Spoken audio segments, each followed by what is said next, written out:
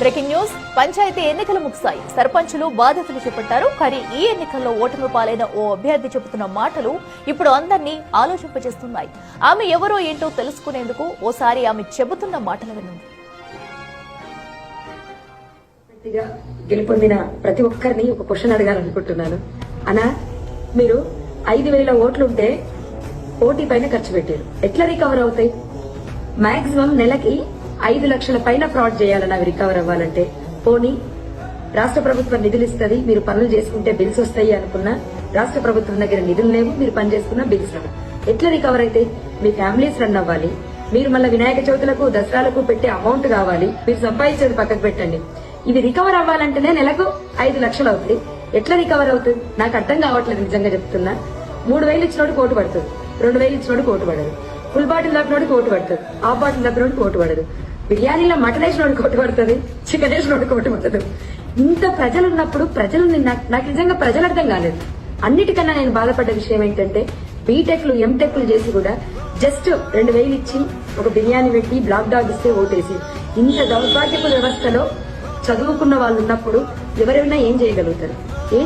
దేశం ఎట్లా మారుతుంది? నాయకులను ప్రశ్నించే హక్కు మీకుందా? చదువుకున్న యువకులకు నాయకులను నిలదీసే హక్కు ఉందా?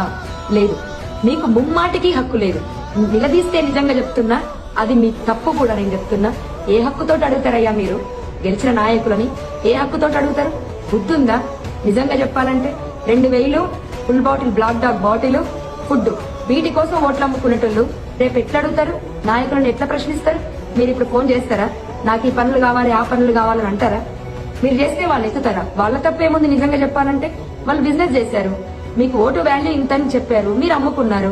ఇంకెందుకు? ఒకసారి అమ్ముడు పోయిన తర్వాత ఇంకెట్లా అడుగుతారు మీరు? నిజంగా చెప్తున్నాను, నాయకుల తప్పు కాదు, ఓటర్ల తప్పు. నీ ధర్మానికి ఈడ వాల్యూ లేదు తల్లి, నువ్వు వద్దమ్మా అని చెప్పారు పెద్దలు. వాళ్ళకి మరొకసారి కృతజ్ఞత చెప్తున్నా. మీరు మారనంత వరకు ఈ సిస్టమ్ మారదు, ఇండియా మారదు. ఒక్కసారి ఆలోచించండి. మన దేశం మారాలి అంటే మీ ఆలోచన విధానం మారాలి.